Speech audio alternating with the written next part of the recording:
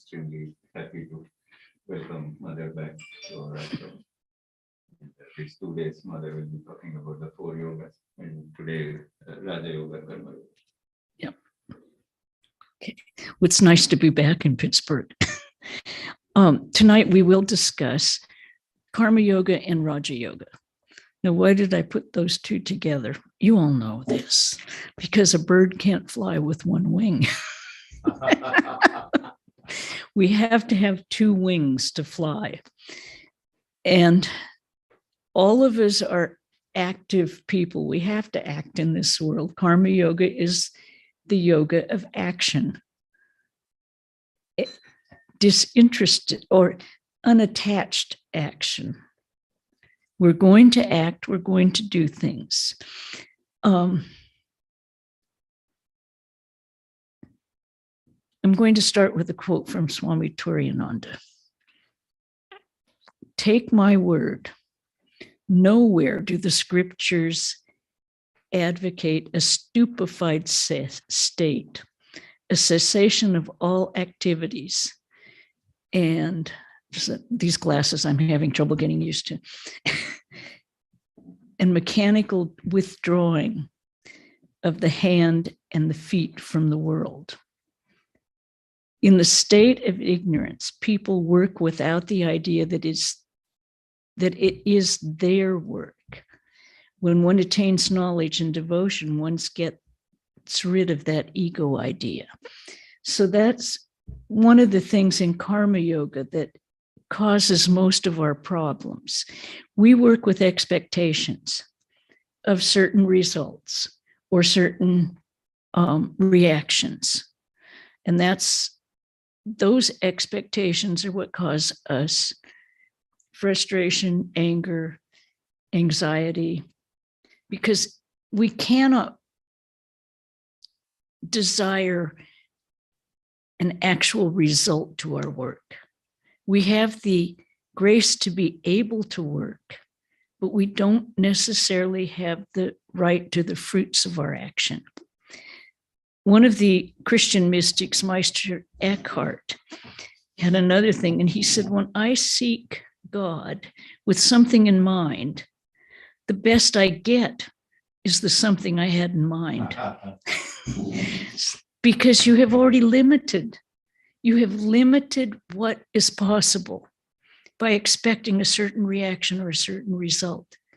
So, of course, in Vedanta, we're told that, we have unlimited, absolutely unlimited possibilities for the results, for what we can achieve through the 4 yogas, through Karma Yoga, through Raja Yoga. So we approach life like that, and particularly following the teachings of Ramakrishna, because the whole order is a synthesis of the 4 yogas. The order was founded on for your own salvation and the good of the world.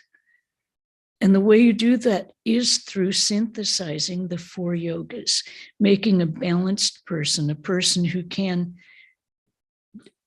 do these things, always thinking of God at the same time.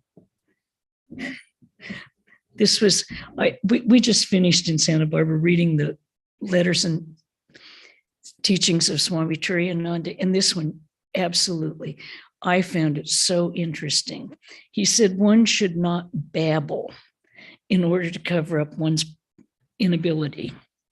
I shall repeat this 100 times. There is nothing greater than sacrificing one's body for spiritual sadhana. Patanjali said it in his yoga aphorisms: disease, mental laziness, doubt, lack of interest, sloth, clinging to sense pleasure, false perception, lack of concentration, and unsteadiness in concentration are the distractions and obstacles in our search for God. Now think about it. How often do we make excuses for ourselves? We don't, I just read a new Buddhist book called I Don't Want to, I Don't Feel Like It. It's about how we often approach life with resistance. We resist doing things rather than just doing them. This is not helping us realize God. But I love that. I think the Buddhists have the best titles for books. I really do. I don't want to, I don't feel like it. The path of resistance. Okay, we do not have that luxury because in karma yoga, we are to approach all of our work as worship. Every time you vacuum the rug, you are worshiping Ramakrishna. He himself went out and cleaned floors, not all the time, but he did go through that sadhana to show that all work is valuable, all work is necessary, and all work is helpful in realizing God. If you have your job at work, it's not separate from your spiritual life. You approach your job at work with the same attitude as you do when you go into the shrine in the evening or in the morning. You look at the work you have to do. One of our senior nuns when I was young said, as I was doing an extremely odious job, she said, now just remember, dear, we don't do what we like. We like what we do. And I did not appreciate it at that moment at all.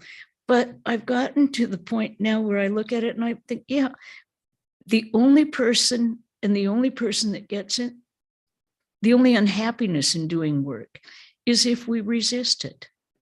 If we simply just go do it, offer it to Ramakrishna or to wherever, to God, to whatever your choice is, and we offer it and it's done.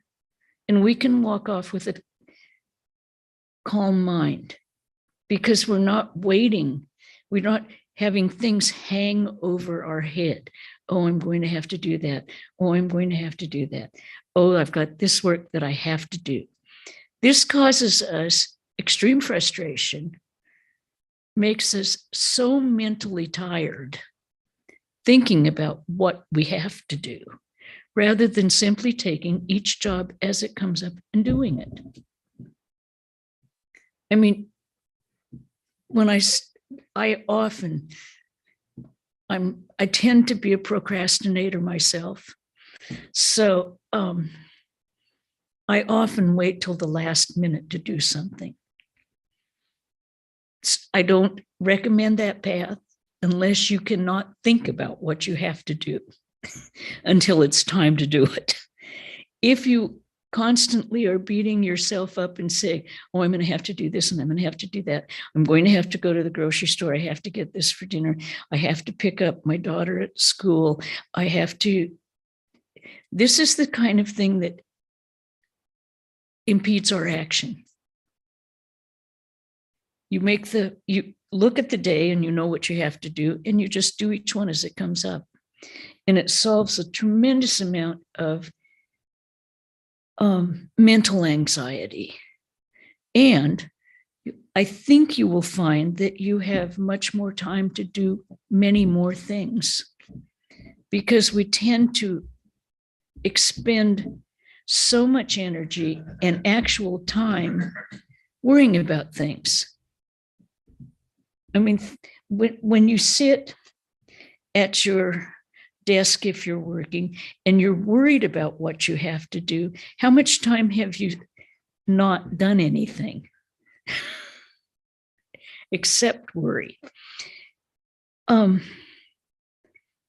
It's a difficult thing. I remember when I first met Swami Prabhavananda, he said, and what do you think, which yoga appeals to you? And I looked at him and I said, oh, karma yoga, that's the easiest one. And he looked at me and he said, I think you won't find it that easy. And I certainly understood what he meant, because all of us like to have praise for what we do.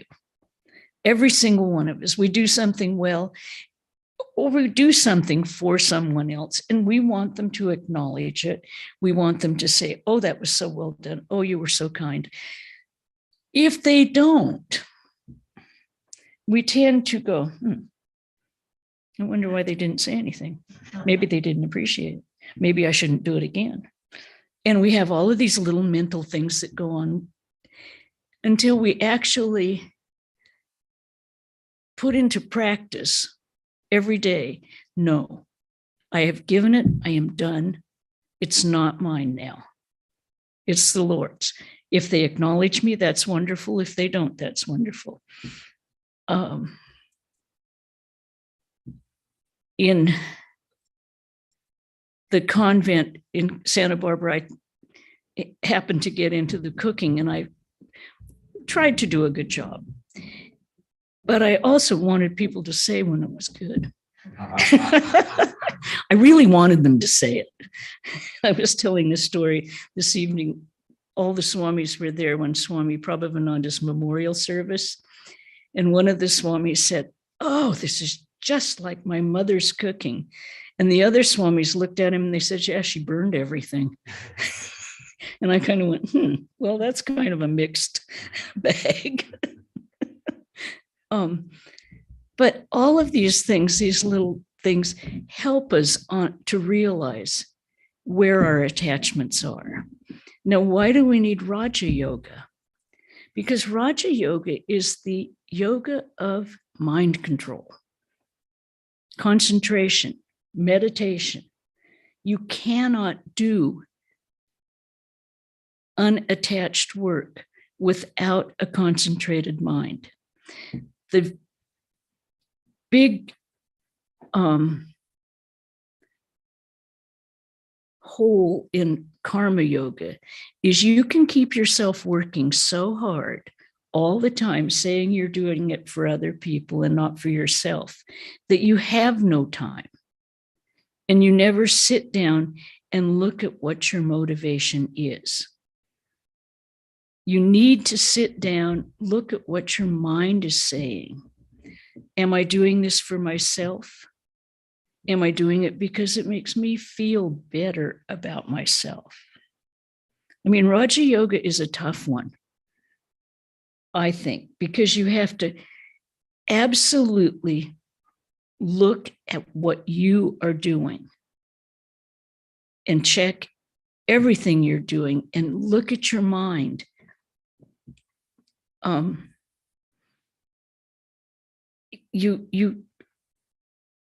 It's imperative in getting that control. You have to look at your past. You know, as someone said, the good, the bad, and the ugly, and look at it and know it's past. It's over. And it's not you anymore unless you choose to repeat the things. So we can let go of them. We can let go of everything that's past and not go over them and over them and over them, which creates more problems. We dig these negative thoughts deeper and deeper into our mind. And negative thoughts, to my mind,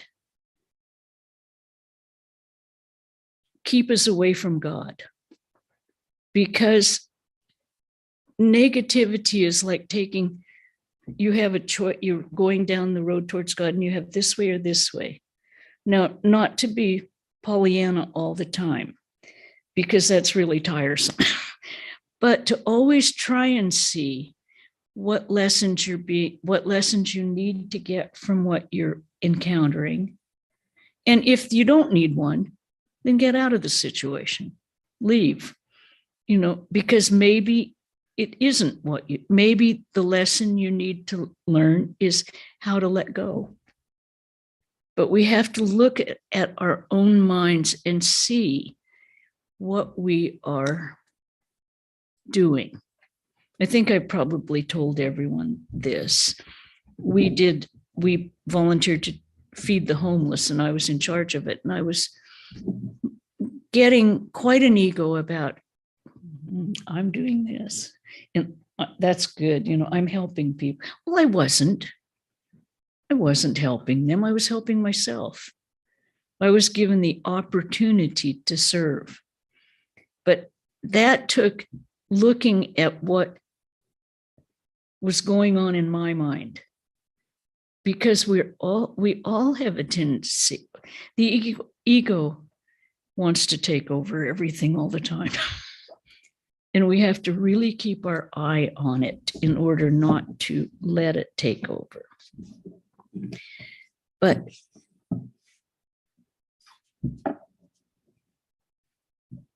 as we have to look at that. And with all of our actions, we get up in the morning, and how do you start your day? We get up. For us living in a convent, and I think for everyone who has taken up a spiritual path, the first thing to do is to acknowledge the Lord. Doesn't mean go in and do a puja, doesn't mean go in and make a huge production, but at least to acknowledge, to say good morning, I usually wave a little incense around everyone's pictures and then have my coffee. Because the coffee is very important, but to acknowledge, to say hello, to know that we are getting up in the morning and we are going to serve the Lord. Then you go on with your day. Now, we had, it's very difficult when you have a family and you have small children and you have everyone that are demanding your attention constantly, and they're demanding it and you want to give it to them because you love them. We had a devotee whose husband was not a Vedantist. He was Jewish. She was a Vedantist. She had 3 children, I think, 2 or 3. And she had set up a routine in her life where she was completely theirs all day long, except for an hour and a half in the morning. And she set this up when they were very small. She would get everyone taken care of, feed them breakfast. And she said, now I'm going into my shrine and you do not disturb me. I'll be out in an hour. And so they grew up knowing this. And she did this her entire life, and she never, it didn't vary that much. Now, when she passed away, which was a couple, 3 years ago, we happened to be there, and someone said, where are you? And she says, I'm swimming. I'm swimming in an ocean of bliss. And she went. Now, she did not appear to be, outwardly that devotional. She did not appear to take that much time. She was busy with playing the cello, living her life, taking care of her husband. However, her interior life, her mind, she had practiced both karma yoga, working for the family, and Raja Yoga, training her mind to think of the Lord at all times. So I think seeing that kind of an example, it works. So often we kind of think, I wonder if it really does work. Because it's hard to judge progress. It's hard to judge whether you're going up, whether you're having results. But it does work. We tend to want to work harder at jobs where we get recognition. We tend to we want recognition. We want maybe more money. We want many things. And with those expectations, we are setting ourselves up for disappointment and failure. We set ourselves up. We in one way, when we do not watch our mind, we predetermine how we are going to behave and how we are going to feel. Because we have, well, I collect sayings, and Abraham Lincoln says it better than I can ever say it. Everyone's just about as happy as they want to be. And have you noticed people, and I notice them, I notice it in myself sometimes. Everything's going really well. Really well. You're happy, everything's going well, and you keep kind of waiting for the hammer to drop. You're going, when's it going to quit? And if it doesn't, you usually do something that will make it happen. I mean, seriously, and that's our ego and our mind keeping us enmeshed, which is why when we go out and, as they say, work and worship. But in this case, it's work and mind control. Mind control, I think, is one of the very most difficult, because none of us like to look at our minds that carefully. You have all these random thoughts and you think, I don't want to think that, but I did. And it's just, and our minds also tend to divide our lives. We divide our life into our spiritual life when we're doing spiritual things, and when we're doing secular things, we're working. But that's not what we're doing. What we're doing is kind of more enmeshing ourselves.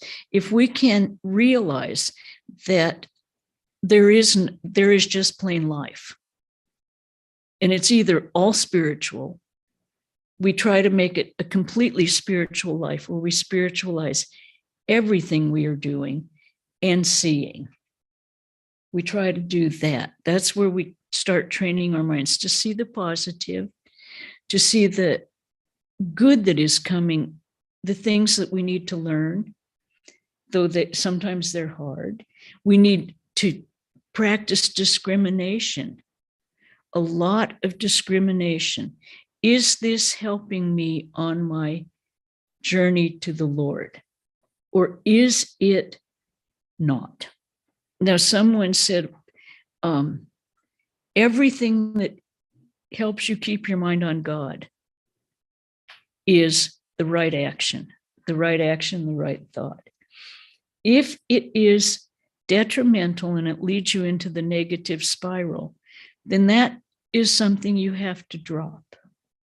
And you have to if you have to change friends who are on a different path, it's not they're bad or anything, it's just they're on a different path and you don't have much in common anymore. Then you don't stop liking them, you don't stop seeing them. But I think you will find that you will ease into being with people of like mind, because it helps you develop more. It helps your own inner peace and development. So, I mean, before I encountered Vedanta, I had absolutely no interest in religion. So I had a multitude of friends who had no interest in religion. We were out, doing things. We were having parties. We were going to activities like sports activities and going tourist. And I still like them. I still keep in touch occasionally because all of them are really good people, but we don't have a lot in common. And so we've grown apart, but we still maintain a amicable relationship. And I think it's not, I've got to get rid of all my friends. I've got to change my whole lifestyle. It's dive deeper into what you're doing, and the Lord helps you go in that direction. So, yeah.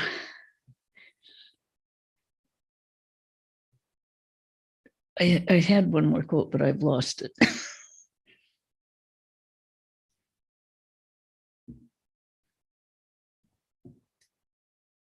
Okay. This was knowing, this is definitely a quote, knowing that the Lord exists in the hearts of all creatures. Devotees can and should worship God by serving all beings as his living manifestations. To paraphrase Jesus, what we do for the least of our brothers and sisters, we do for the Lord himself. This is all of our work. And a yogi, says the Gita, sees me in all things and in all things within me.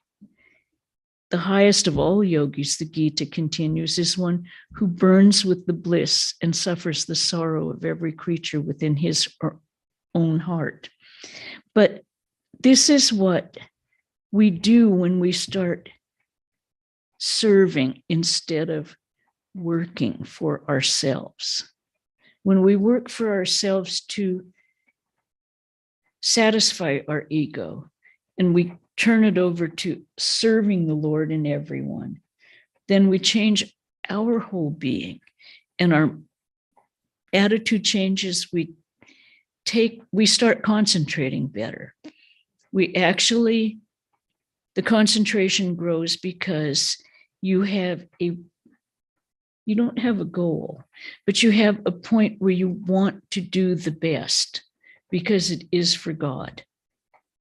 So you learn to concentrate very well, and anyone can do it. You've done it 1,000 times, maybe not in spiritual life, but in order to work, in order to become successful in your work, you had to learn how to concentrate. In order to be good in any field, you have to concentrate. In order to be an artist, you have to be able to shut out everything and concentrate on what you're doing.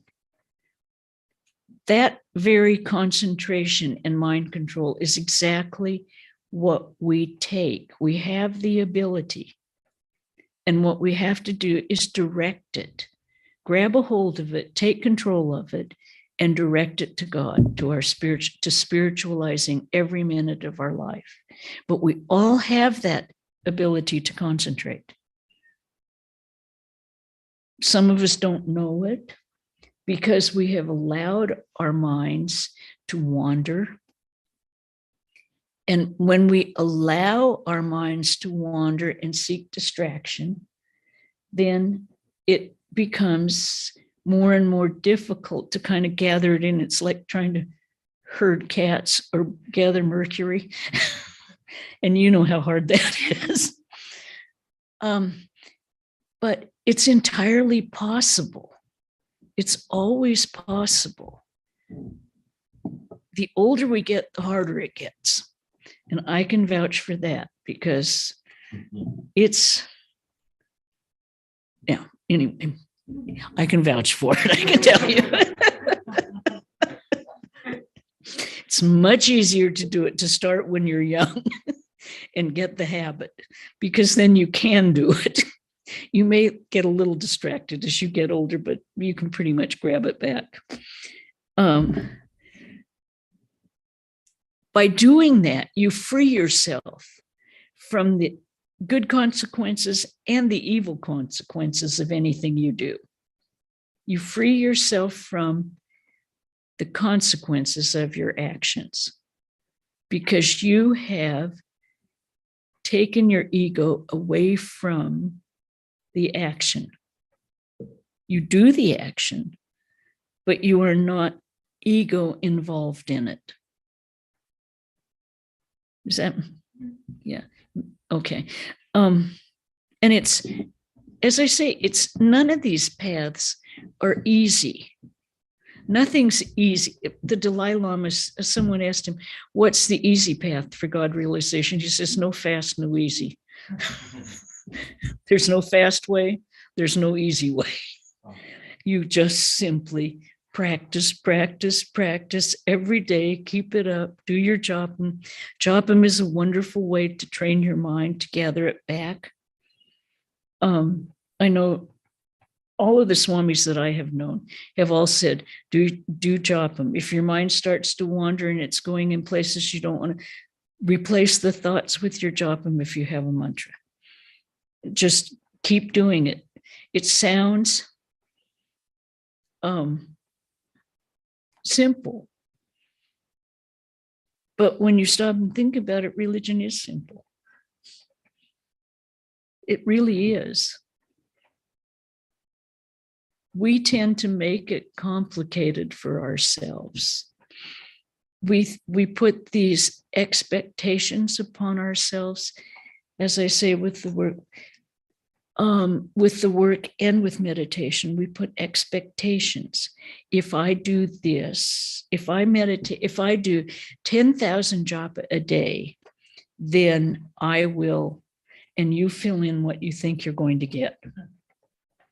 But as everyone said, Thakur can't be bought. It doesn't matter. If you do 10,000 japa a day, it's for yourself. He doesn't care. You're trying to get your mind so that you know him. And we tend to cover our minds with so many things, distractions of the world, television shows, events, new books, the news. That's a really good one. Let's watch the news to get agitated. How much can we distract our mind and go, oh my God, look what's happening in this place and this place. And okay, I'll tell you what I did. I got up at 3:00 in the morning to catch the plane for Pittsburgh, and it was the day of the elections, or the day after. And so I immediately turned on the television to see what had happened. And then I thought, I don't really want to know what's happening. But we do this because we do live in the world, and the world is real while we're living in it. So we have to maintain, as Holy Mother always said, you have to know what's going on around you, but you don't have to be attached to it. Knowledge, that kind of secular knowledge is one thing. You can't put yourself in a bubble and pretend nothing's going on. You cannot do that, but you don't have to get so agitated over things that you cannot effectively do anything about. And when I say effectively do anything about, we see news from all over the world, and terrible things are going on. There's good things going on too. We don't see that as often because that's not as newsworthy, or it isn't as appealing to the mass, to the newscasters. But how much can we honestly, effectively do? I mean, the other day on the temple porch, someone said, oh, there was a demonstration down on State Street for the woman who was killed in Iran. And I went, oh. And then I thought about it and I thought, okay, this is wonderful that we show empathy, but what really are we doing for our own psyches and for our own path to God in standing on a street corner in Santa Barbara, California, saying I'm against this? Is that effective? Does that really change anything in Iran? I mean, if I had the ability to do something, then you do it. And you do it immediately and heroically and without fear. But if you have no ability to do it, then all you're doing is you're showing empathy, you're showing a certain amount of concern for the rest of the world. But what are you doing for your own path to God? Now, I was a young person in the Vietnam protests, Martin Luther King protests, Women's Lib. So we were protesting all the time. I mean, we were out there doing, but it was all stuff they were all issues that were affecting us and our lives immediately. It wasn't something that we were looking for to become agitated about. I mean, people are idealistic. They are idealistic. I think, was it Kunal? Didn't you tell me the latest one? The one that was the most effective lately was Black Lives Matter. That's something we can all address in our daily life. And that's where you can be effective. That will help that seems to me to help spiritual life, to be able to empathize and help the people that you live with. But to just try and watch the news and get, once again, I'm going to quote Master Eckhart. And he says, there's a path that God has given you. Consider that you needn't leave it behind for another one. When other good things present themselves, bring them along with you. Bring them along on your path to God. You don't have to reject everything. You don't have to, you use discrimination. And this is the same thing when they say, do the things that lead your mind Godward. Those are the things that are good. Those are the things that help. And we each have our own individual path to travel, which is why we have Vedanta. I mean, why we have this all-encompassing philosophy that says, yes, we are all following our own path to God. Swami Vivekananda said, as many people, as many religions. Because when it comes right down to it, we don't all approach Vedanta, Ramakrishna, Holy Mother, the Vedas, the Gita in the same way at all. We are all living in an overall, we agree. But the individual ideas are very much our own. And it's how we have to look at our actions and our minds to know what will take us to God. I was telling, we had some men putting in, when we remodeled our kitchen, I told this down in the dining room. And I came in early one morning and these two guys were laying some stone in the dining room. And one of them said to the other, what is this place? And the other one said, well, it's a convent, Well, what religion is it? He says, I don't know. He said, you ask every one of them and you get a different answer from everyone. And I thought, yeah, that's it. We each gave our own answer of what we were doing there. And I mean, I say this all the time.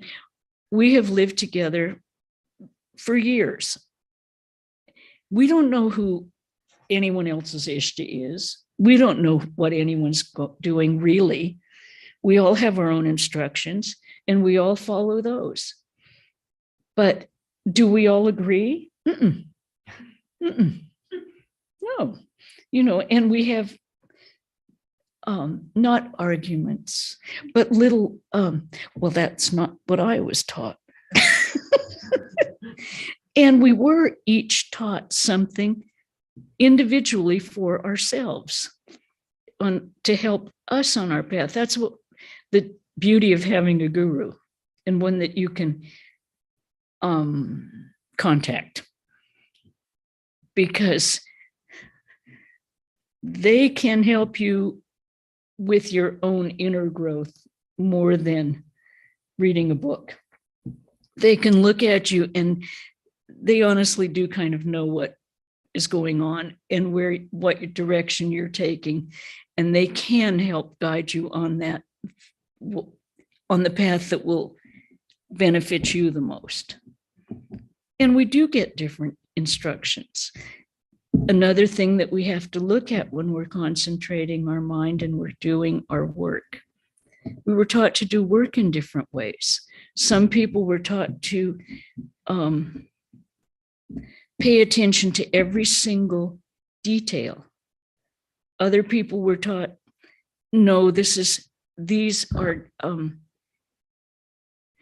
are simply methods to train your mind. So we each approach life in a different way. We all live together and we all have certain convent rules, which we have agreed upon. And we train up in those. We train up in our work schedules and our meditation habits. Who knows what who knows who anyone is meditating on? I don't. Eventually it becomes a little apparent, but that's okay.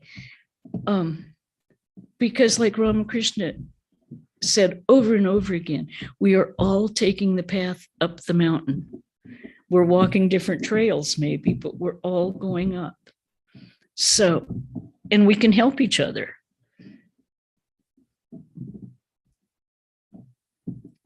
But the main thing is every single thing we do every day, if we can just remind ourselves, this does both. If we can remind ourselves we're doing this for God, we're not doing it I don't do it for myself. I don't do it for myself. I do it as an act of worship. If your thing is cooking, then the kitchen is your shrine. Make sure it's clean, make sure everything is done as perfectly as you can, because you're worshiping God. Now, it may be in your family, but who you're cooking for, you're worshiping, you are cooking for the gods within them. You're not cooking for their body and mind complex. You're cooking for the divinity within them. If you're cleaning the house, why are you keeping it clean? Because this is one of the ways that we also worship. We keep things as clean as we can. Like someone said, cleanliness is next to godliness. It's not hard.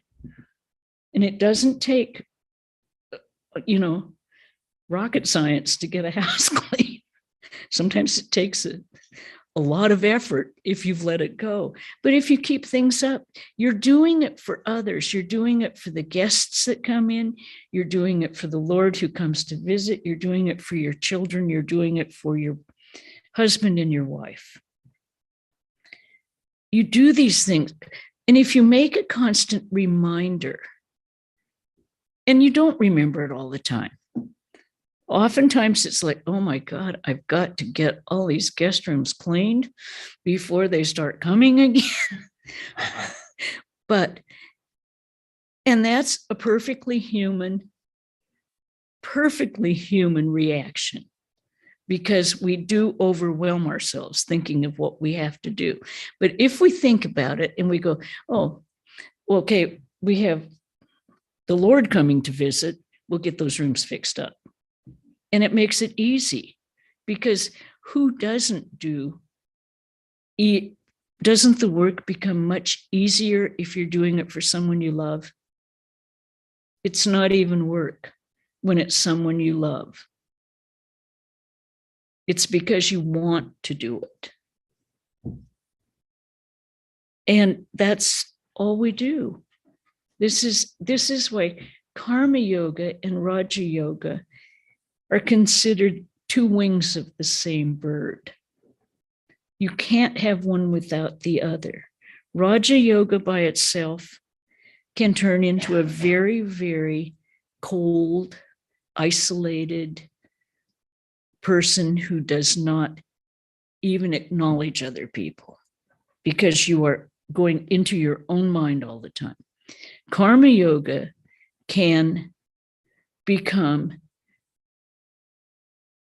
uncontrolled action. So you need both of them.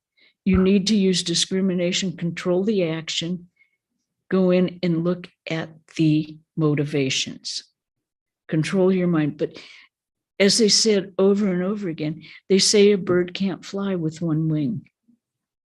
So you need to balance these things.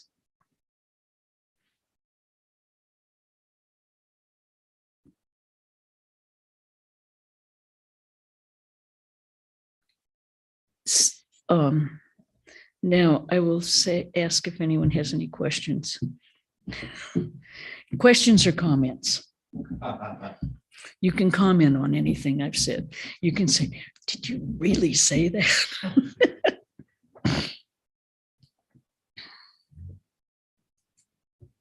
Realized that I would doing the service for homeless, and when you Oh, I had to have someone call me on it. One of my sisters said, you better take a look at that. You're doing it for yourself, not for them. And I went, huh. So I thought about it and it was true. Well, not totally true, but there was a huge grain of truth in it, because we do things for, let's say we can, it's the ego. It is strictly the ego, but our ego takes pleasure in puffing itself up and saying, I'm being a good person. And you are being a good person, but you have to watch that it isn't just the ego puffing up. You have to look and say, yeah, that's true. I have to change my attitude and look at it as I'm allowed to serve. That's it. And it's God's grace that I am given the opportunity to serve people. Because how many people aren't given that opportunity? And it's the same thing of acknowledging the people that you see. People you don't know, and you see them and you say hi, and you say hello to them and you acknowledge that they're there. We look at how Swamiji went through the United States. He was how old? 28, 30. Never been out of India. Came to a country with very, very biased racism. And he's a little brown. And he traveled through the South. And yet he identified with everyone that he met and looked at them as God coming and talking to him. He could identify with the poor Blacks in the South, with the richest people in Boston, and he was comfortable with all of them because he wasn't seeing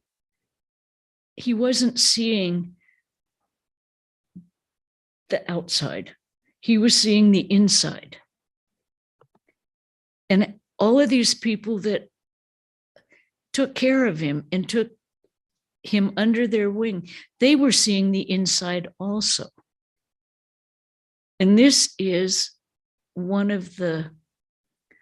a huge grace of God to be able to, when you see someone that is not in the same position you are, someone dirty on the street, and you can say, you can see that spark of humanity and that spark of divinity and just acknowledge it. Hi, we're not separate. We really are all one. And I'll stop there. We are all one. Anything we do to someone to hurt them, we hurt ourselves. Anything we do to help someone, we're helping ourselves. We're not separate beings in this vast universe. We look separate because we have identified with this body, but we're not. Anyone wanting to ask questions there? Okay. Pranam. This is Uma here. So is voluntary work the only karma yoga possible? Most of us are working, even if you're doing an honest work and, being collegial, you get a monthly salary. So there is a result. Well, as So I say, karma yoga, we're all going to act. We're all going to do action. We're all going to do work because that's part of being human. You can't sit still and meditate. You cannot do that. The body will not allow you to. That's where the Raja Yoga comes in. We have to train our mind to direct the karma yoga to God rather than to ourselves. And we're going to do the work no matter what. And whether we do it well or not is up to us. We can put as much effort we want into it. We can put as much concentration. We can judge whether we think it's important or not. But if we're truly doing karma yoga, that these works that come to us are all important. They're things that the Lord has put in our path. We do them and we let them go.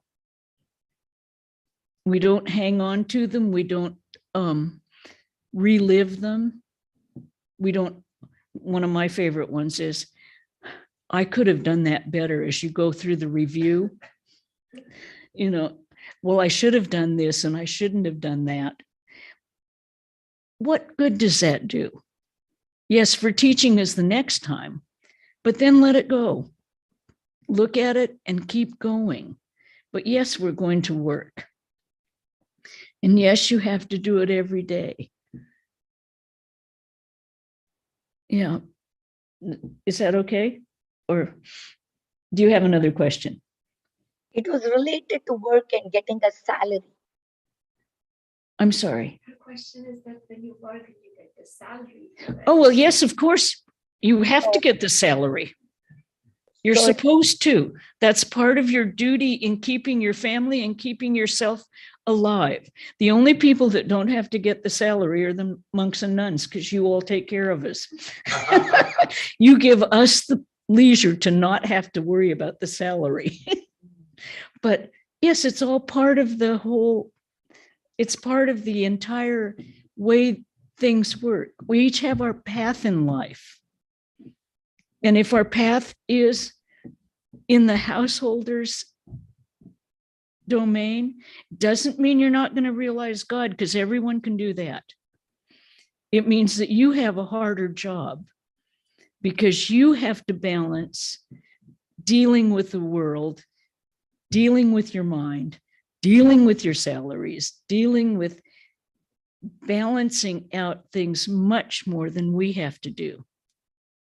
We are given the privilege and the opportunity to meditate, to not worry about all of that maintaining body stuff. But that's only because we all work together. So yes, you have to work for a salary. And yes, it's good to get promotions, but we can look at it as not to make the money the goal, to make the perfection of the work and the concentration, do the very best you can every time. And the rest will follow. But where we run into trouble is when, as when I started, Meister Eckhart said, when we seek God with something in mind, we only get what we sought, because we have limited our possibilities. But yes, I mean, when you're working in the world and you have to maintain yourself and your family, yes, you want to earn a good salary. And you don't want to be taken advantage of. And that's part of the discrimination. You have to stand up for yourself, Know that your own divinity inside, and don't be afraid. Stand up for the truth. Thank you. And okay. And it does, it all works out in the end. Thank We will all learn the lessons that we need to learn. And the Lord does help us all the time. Thank you. Any other questions or comments? Comments are fine too. It feels good to be complimented when you do something.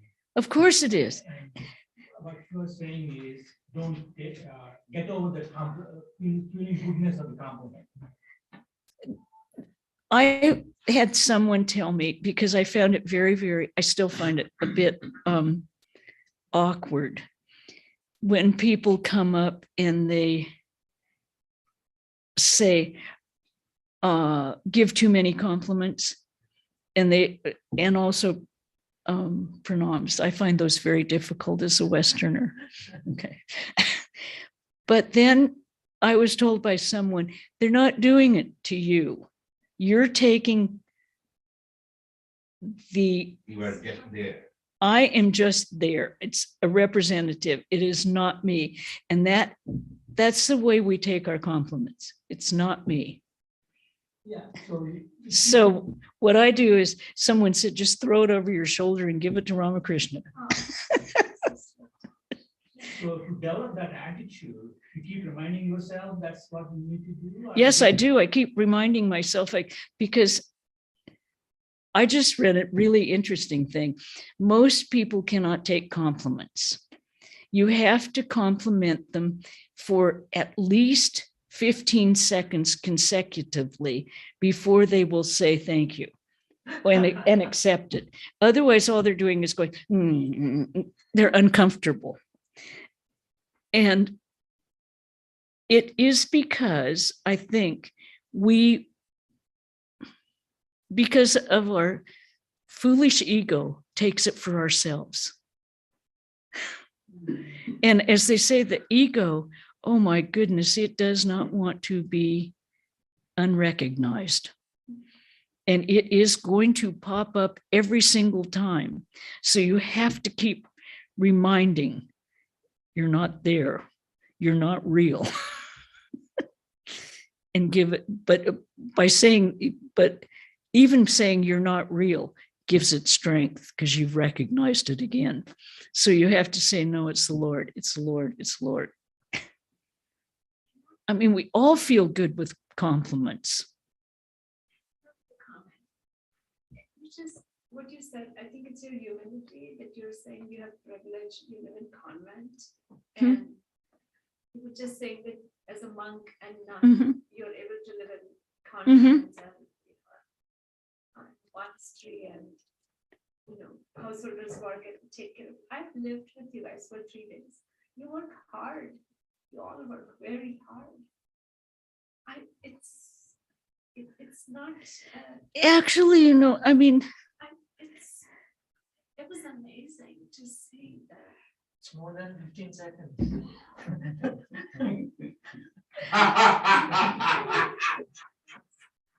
That's what I She's testing you. No, I'm not. That's the but lesson I really took from that it's. But everyone was working hard, but still was so centered on God. well, because it's like what you do here. None of this belongs to us. The convent does not belong to us. It belongs to Thakur. We are given the privilege of taking care of it and having it ready for Thakur's family to come. And so what are we doing?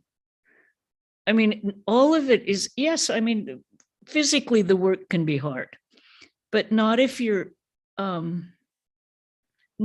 thinking I'm doing it for the Lord. You don't someone said, how do you get it all done? And I said, honestly, I don't feel like we do anything.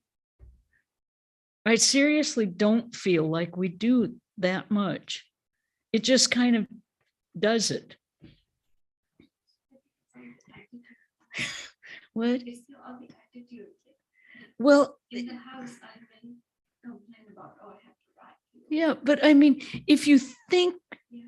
if you train yourself to think, oh, I'm working so hard, then yes, you get overwhelmed. We had a gentleman that lived on the property for 30 years. He died this last year, and he never became a monk, but he always lived he lived in Fiji in the center. He lived in Seattle in the center. He lived at our center, and he worked hard all the time. He did all the outdoor work, a lot of the outdoor work on the convent grounds. He also held a job the entire time because he was not a monk. And so he held a job. He spent his money on the convent grounds, and he dedicated his life to taking care of it. And that was his life. Meditated, got up at 4 a.m. and meditated. And I learned a lot from him, because anytime you said, we need to do that, could you do this? He'd say, now, let's do it right now. And I'd go, right now? And he'd go, then we don't have to think about it. It's off our minds, and it's done. And you don't feel like you're overburdened with work. You simply do the action and get it done. And I learned that from him. I also learned it from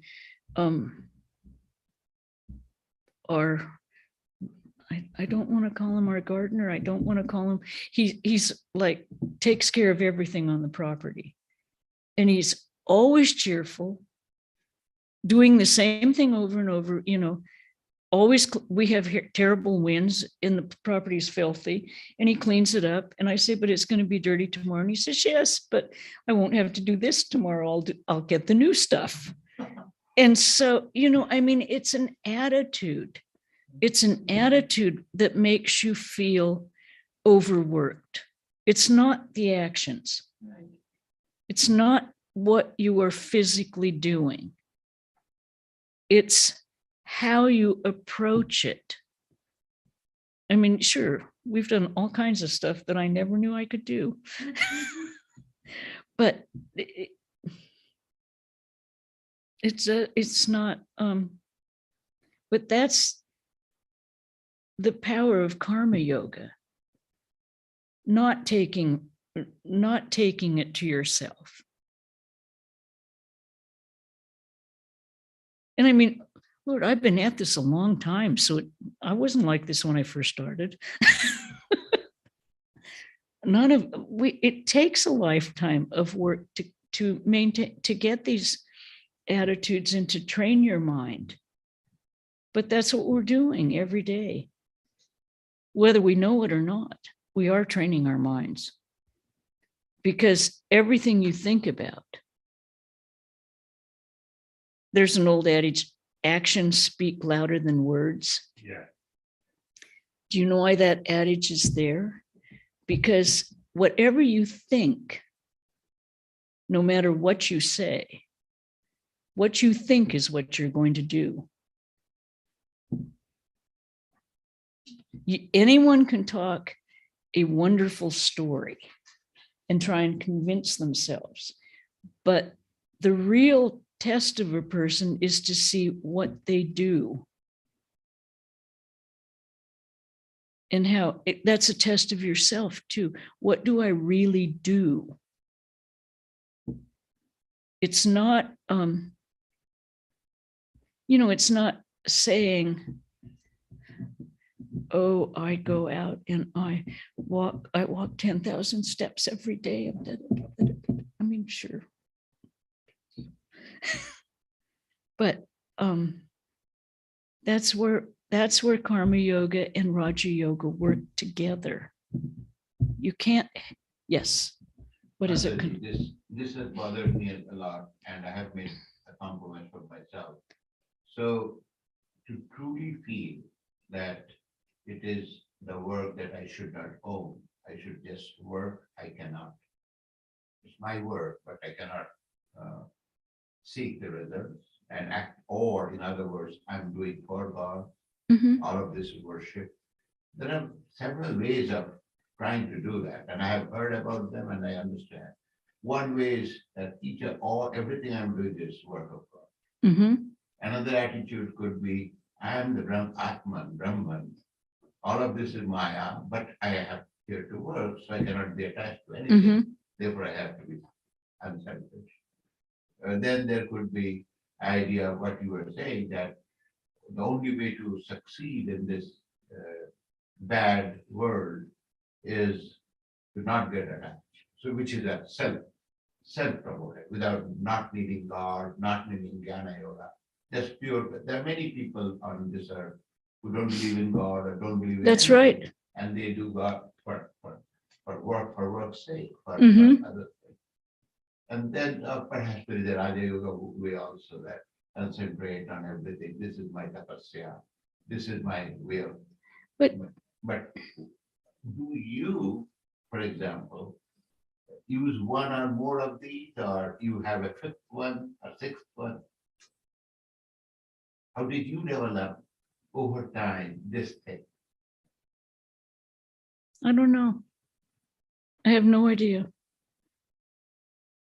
Just doing the practice that Swami Prabhavananda told me to do. Yeah, so You know, I mean, you had to lose orders. well, work I was going to do because tend to be a little impatient and a little bossy, and I like things a certain way. So, work I was going to do,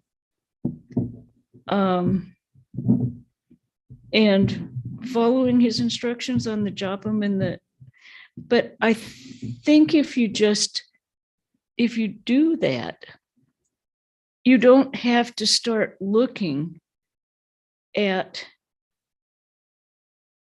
how I'm going to be in the future. I didn't even think of that. It was simply, okay, this work is coming up. And sure, there was a lot of attachment in the beginning, lots of it. You know, it had to be a certain way. It had to be this way. And we had things that came up in the convent that at one point we planted 12 acres of jojoba beans, one bean at a time.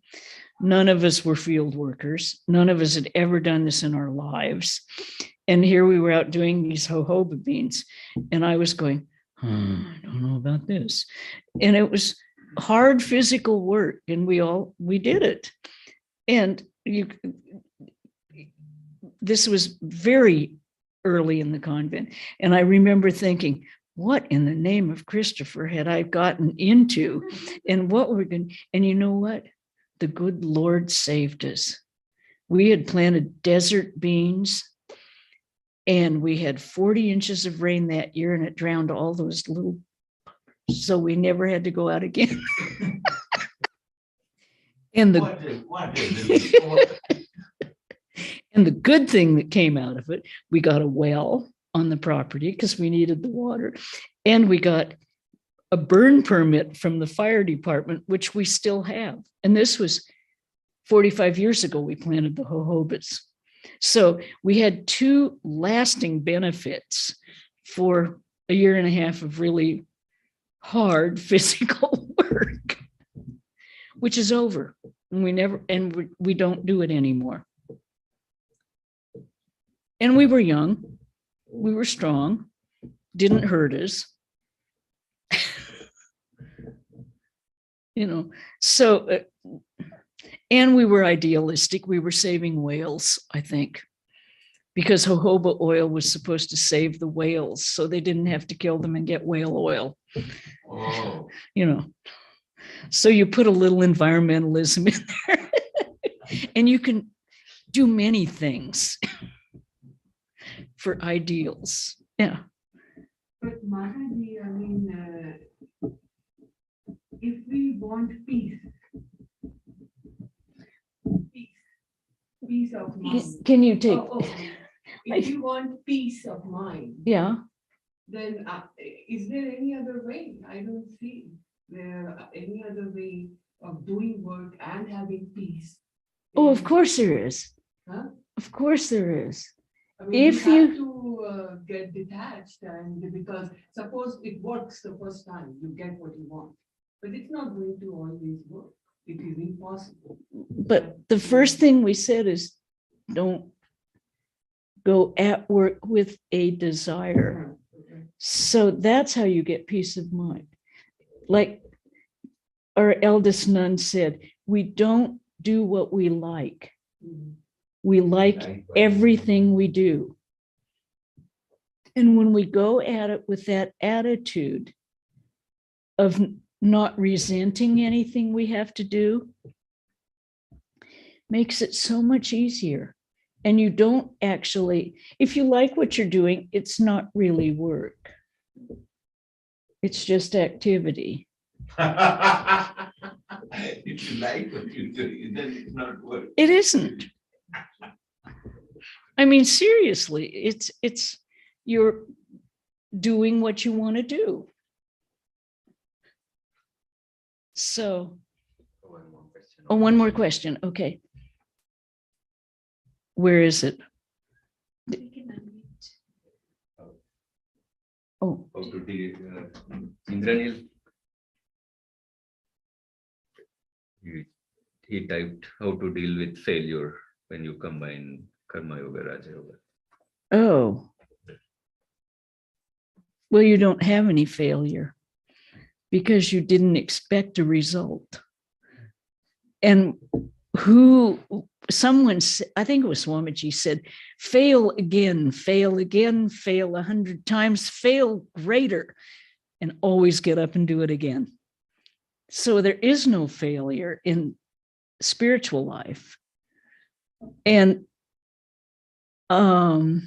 I think in the scientific world, I'm not sure of this because it's been 2000 years since I was even interested in anything. We start out with hopes or hypotheses, and we don't expect them to be right all the time. We start out with an idea, and we try to verify that idea, but we're sure we're going to fail. We're going to fail all kinds of times. But from every failure we have, we can learn something. We can learn, well, I shouldn't do that again. Now, my area of expertise for the last few years has been cooking. So I try new things. And if I have a failure, well, won't do that one again. We'll try and make it better the next time. But it's a learning experience. It's not a failure. All of these things are given to us so that we can go higher, we can get better. We can always do better because there is no limit to our ability. No limit whatsoever. If we believe, and we do believe, we are the Atman, then what is the limitation? What limitation do you have? In the realm of the spirit, our bodies have certain limitations, but in the realm of the spirit and our mind, for the most part, until sometimes the mind gives way too, but in the world of the spirit, there is no limit. None. I mean, yeah. And you see people who have severe limitations physically. We know someone who has cerebral palsy and literally has no control over the body, can only communicate with a stick, tapping keys, but limitless in the mind. Mind is so sharp. And this is what also Vedanta tells us. We have the power to do anything. Anything. We are the Atman. We are unlimited. We have no limits on us. We are eternal. We are, we are eternal. There is no end and no beginning to our real being. But Motherji, we don't have any power, right? You have power in Maya, within Maya, because that is where the testing ground is. You have the power to choose your path in life. You have the power to choose the right directions. You have the power to direct your mind. You have the power to control your mind so you can go beyond it. Yeah, okay. Within Maya, we have a certain amount of power. And that power we have to use to free ourselves. And that power is not really our power. It's really the divine power that we tap into. But yes, we have to look at our actions. We have to see these things because we occupy this body. We occupy this mind. And it's all we have to work with to realize God. Yeah, but we can choose. We can choose what I can do. Mm-hmm. You can choose. We make choices every single day of our lives. Okay. I mean, even the choice to come here this evening. You could have stayed home in the rainy, terrible weather and watched a nice, comfortable program on television. Right. Yeah, but you chose to come here to be with people who are talking about God. Oh, yeah. And we make those choices constantly. And that is how we train our minds. What we do. And it's helping ourselves. Yeah. I've recently heard a month or two ago that the ability and skill to do work and the opportunity to do work are two great gifts in themselves. They are. And I feel like, anything like Umadi was asking earlier, anything you get in return is a bonus. It is. But, it is a bonus Yeah. because you're not looking for the return. Right. You're looking for the opportunity to serve. And in the opportunity to serve others, you are really serving yourself. Because you're lessening the importance of your little ego by expanding it to contain everyone else, to encompass everyone else. That's what, I believe that's what they mean when they say for your own liberation and for the liberation of the world, when the two mottos of the Ramakrishna order. You work for your own liberation, but for the good of the world and everyone else.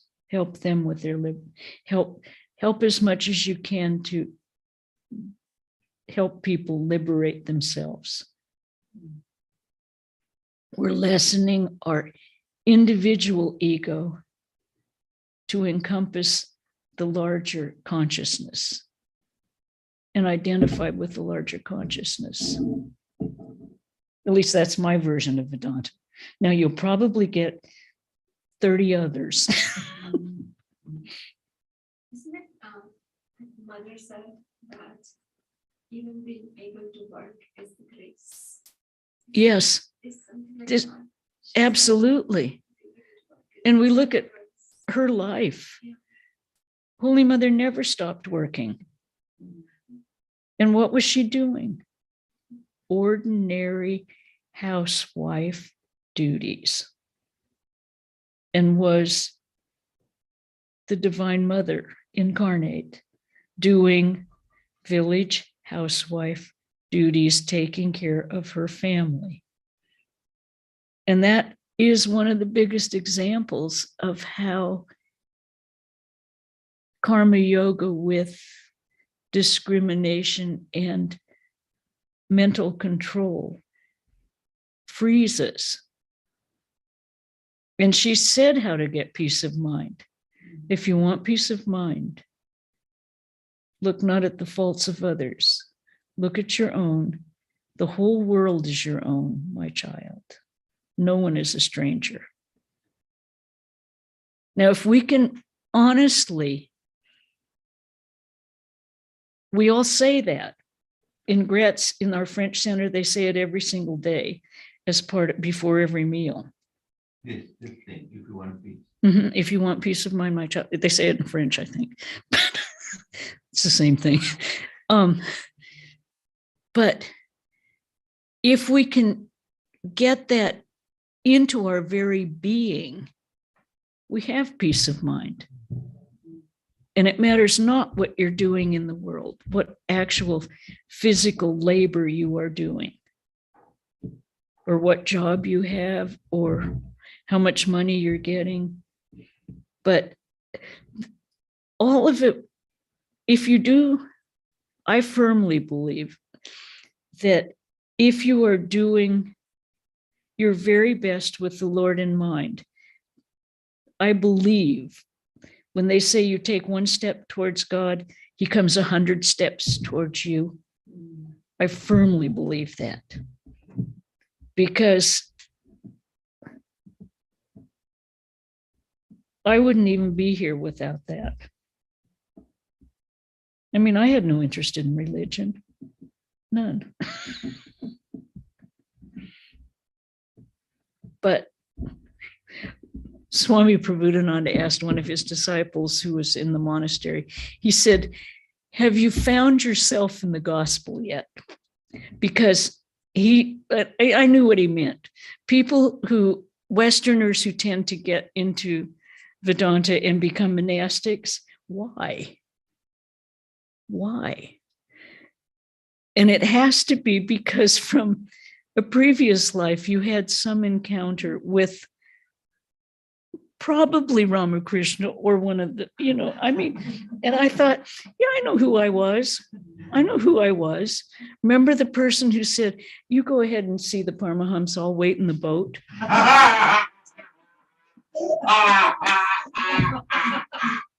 That was me. I'll wait in the boat. It's a good story. There were two friends and. Yeah. You go see the Paramahamsas. I will wait. I'll wait in the boat. And even Thakur does that, right? When people are visiting him, Yeah. Go see all the Go see the gardens. Yeah. Yeah. It wasn't our time to be with him.